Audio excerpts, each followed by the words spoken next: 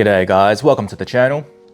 Episode 5 in our collection showcase series. Today we're featuring a fellow YouTuber's collection, Telling Time YT, also a fellow Sydney-sider, so we both are located here in Australia. However, I believe Telling Time is actually relocating. Now, Telling Time has actually done a State of the Collection video, which I recommend that you check out on his channel there and give him some love. Though, we've connected with each other and I thought I'd showcase his collection and give you some thoughts and opinions on what Telling Time should do and shouldn't do and all that jazz. So without further ado, let's kick things off. Now, on the screen you can see the picture. I'll do this in order of the video that he's released, so at least then there's some sort of singularity and consistency. So the first watch you've got there is the Casio G-Shock, the DW5600 1V, which is that's a beta, that's fair enough. The next one on the list is the Alpha Explorer. So this is the homage to the Explorer. I don't like it, but you said in your video you're looking to sell it off, which is good. I wouldn't even bother selling it off. I just give it to a friend or as a gift, but whatever. Next on the list is the Seiko Prospex SNE 583P, the solar on a waffle strap, which is a good beater as well. Next is a Dan Henry 1962 Racing Chrono. So, did some research on this because I've never heard of it before. And what can I say? It's cool. I can't find many good chrono options for that size at 39 mils, especially for the price and design. I get it. But you mentioned that you were gonna get rid of it, right? It's just a temporary resident, which we'll discuss later.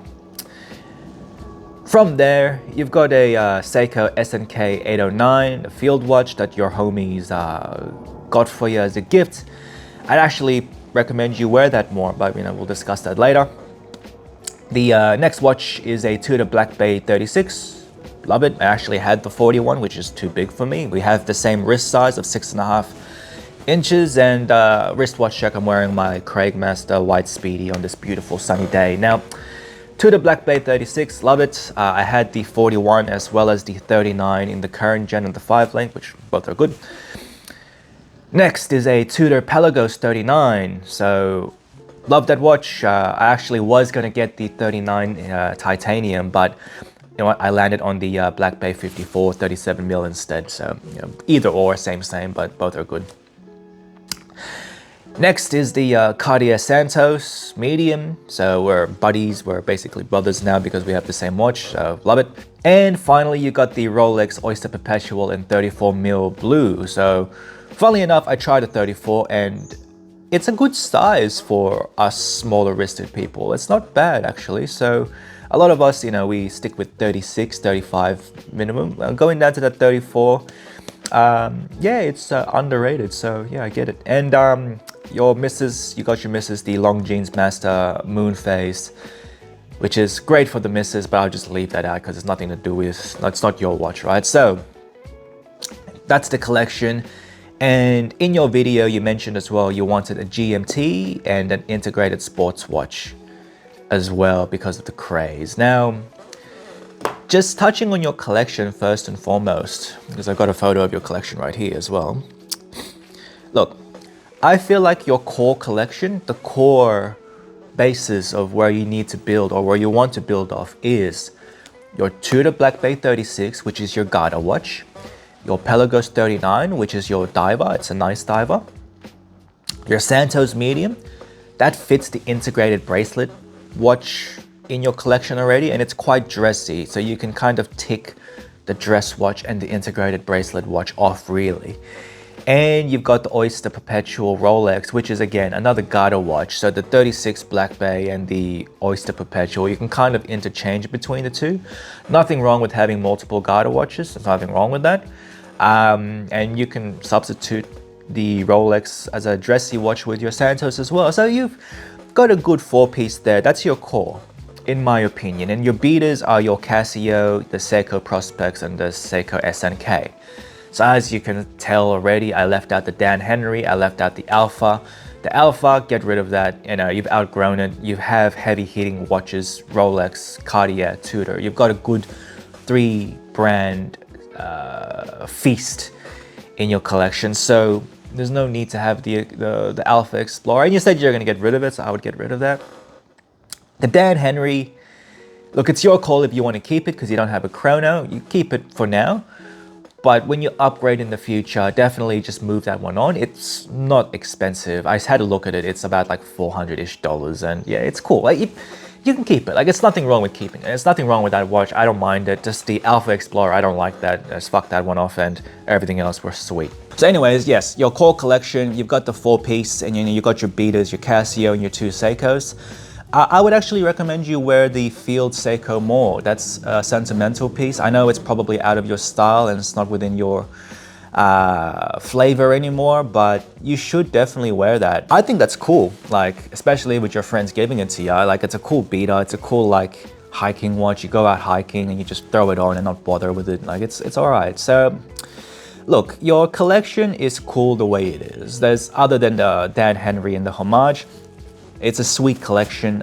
Anyone will be happy with the Diver, the Santos, the 36 and the 34 and the beaters you have. Yeah, it's cool, bro. The thoughts that I had really was your next pieces. So you said you want a GMT and a integrated sports watch. Look, if you wanted to limit your collection to like 10 pieces, so that means that you'll have another 3 more to go. 2 more if you keep the Dan Henry, but let's be honest here, that's just a temporary one, so we'll have 3 more. And watching your other videos, brother, I saw your Longines Spirit video, the shorts. I really like the Longines Spirit Zulu time, especially the new titanium. And look, you mentioned that in terms of a GMT, you wanted something affordable, but you also wanted a Pepsi bezel GMT. That's probably not going to happen. I've got to tell you the truth. So in terms of the GMT side of things, look, entry level, you got Seiko 5s. Either the Field or the true GMT with the rotating bezel. They're cheap as shit. You can get them for $400 to $600. However, they don't have a Pepsi bezel right now. They will in the future, but if you want to, for that price, I love those watches. I did a video on the Batman, the black and blue, but I believe they recently released a Sprite. They released a reverse Batman, a white dial one. They also released a two-tone, which I wouldn't get because that's fake gold, it's PVD. And they also have the current black and gray, the Bruce Wayne type GMT. And they're sick, man. Like, they're cool watches. Like, at $400 to $600, you can't really go wrong. They're true GMTs. They work fine. Accuracies, whatever. Yeah, whatever. But they fit well, especially for our wrist size as well, because we both have the same wrist size.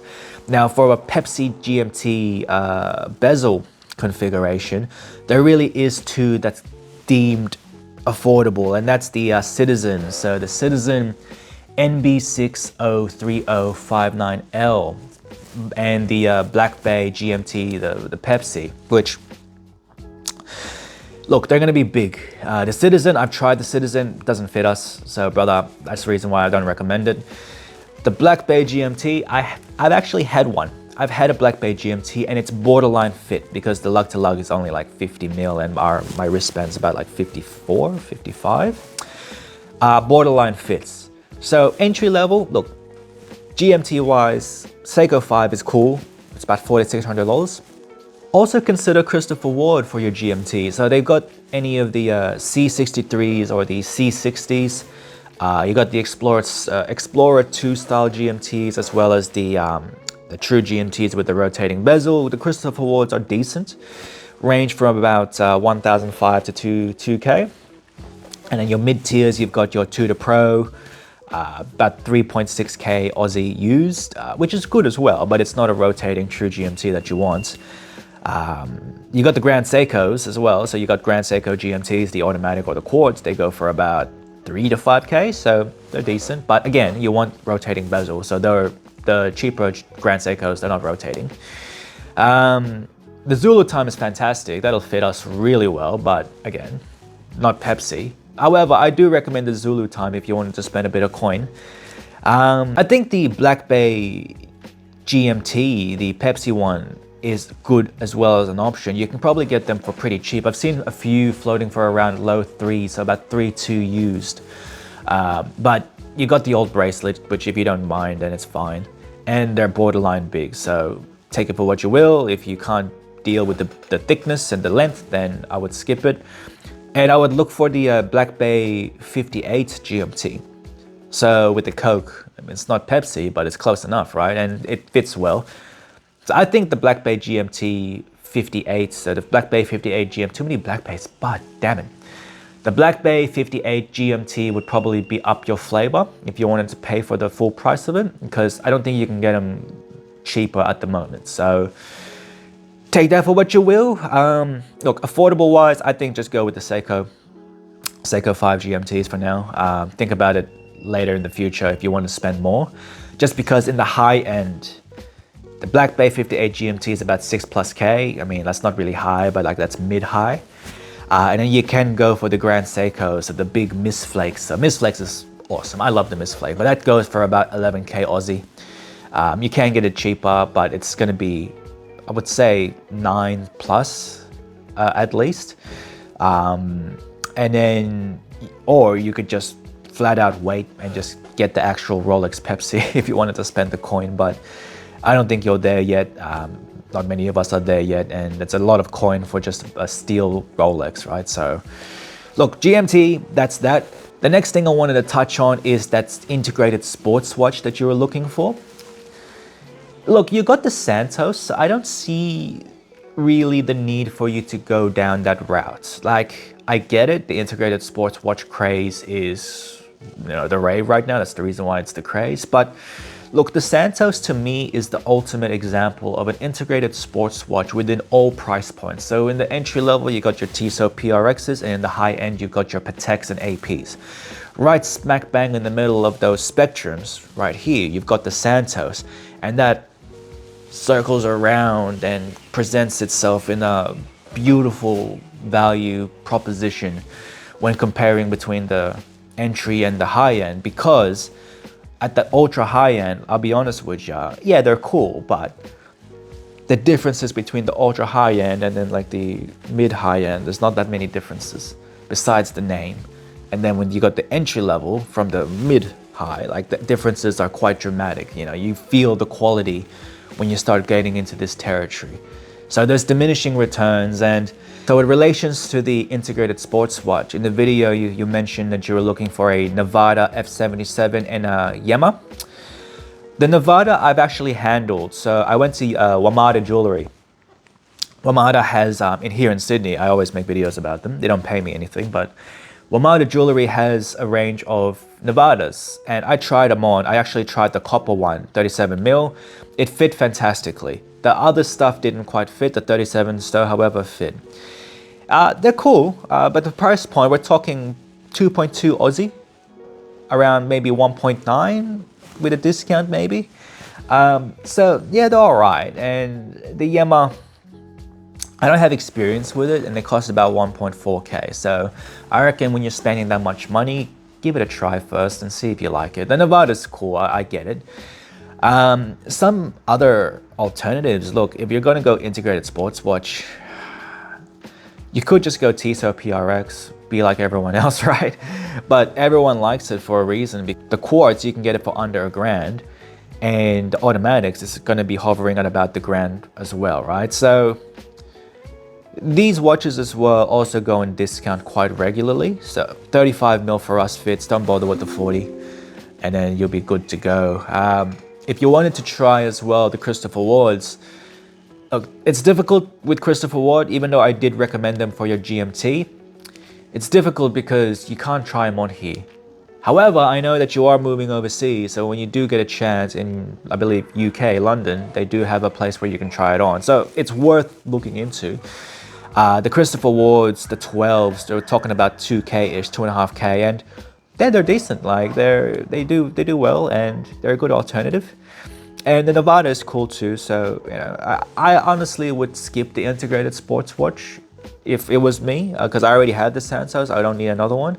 And if I was going to get another one, I would get something a bit more high end. I would wait. I was actually going to recommend the Zenith Defy 36 to you, but it is quite expensive. And yes, you can get a discount, but I mean, like, it's still quite expensive.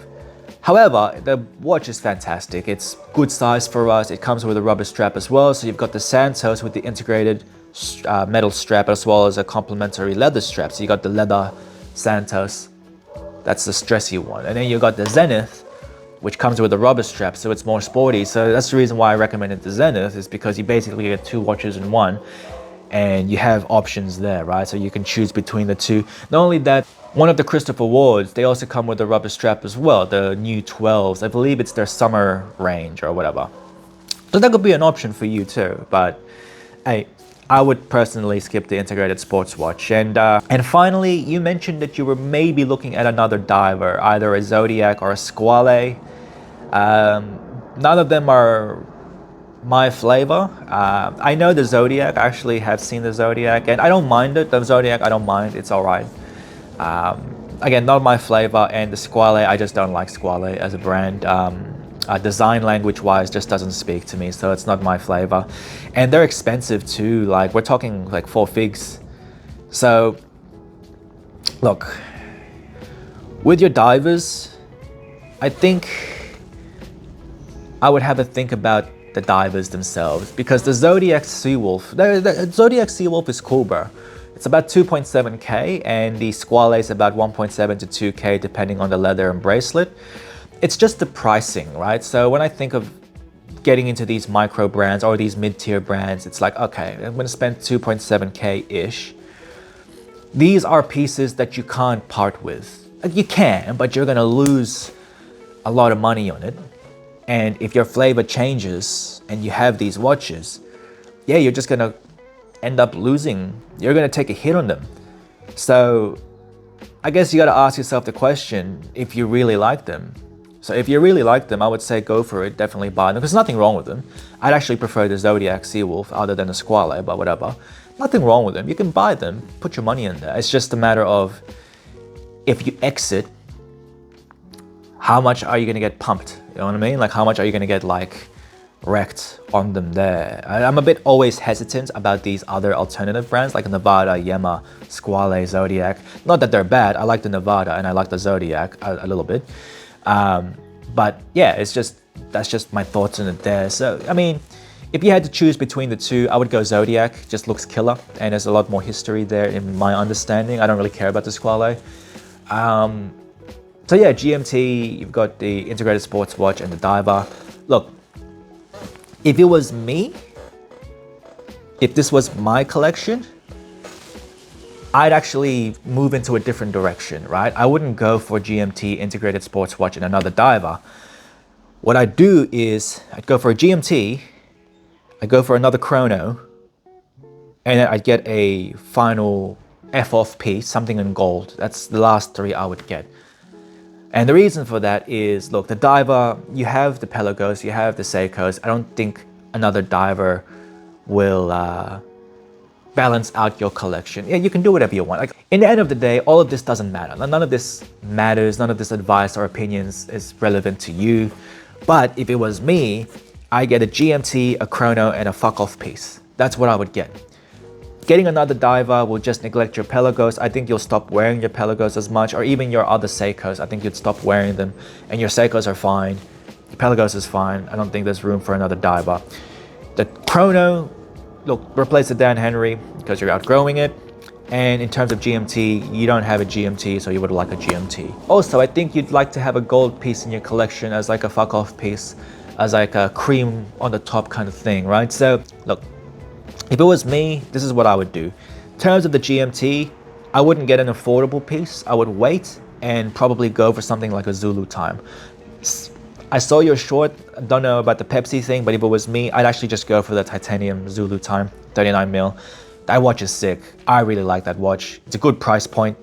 And you can't beat it for that price. About what, six something thousand dollars, which you could probably get a discount on it as well.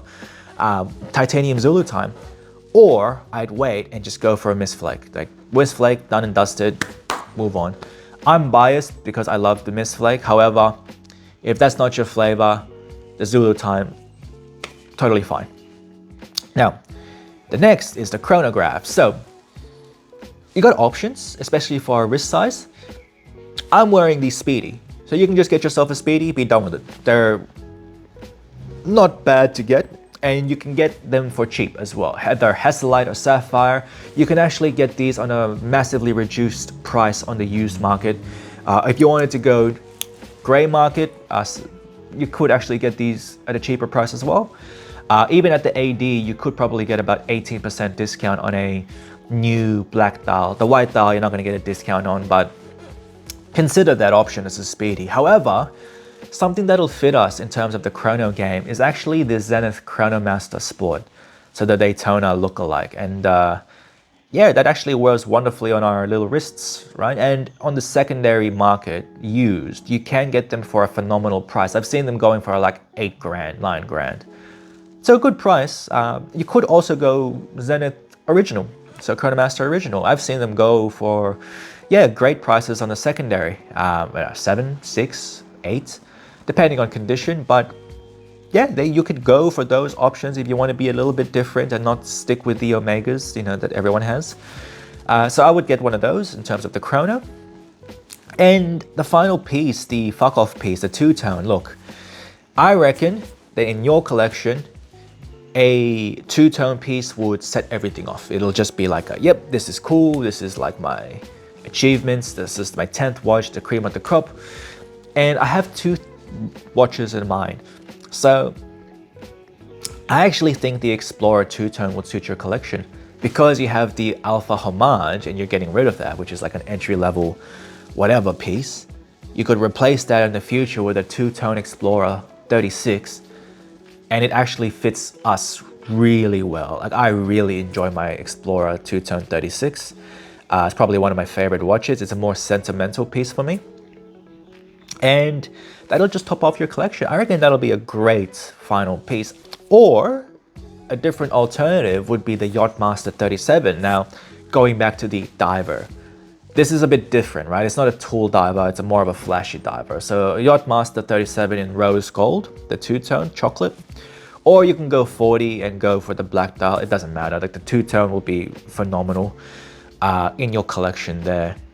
And if none of those are your flavor, if you don't want to go Rolex, look, there are other options out there. Like Omega do two-tone watches as well.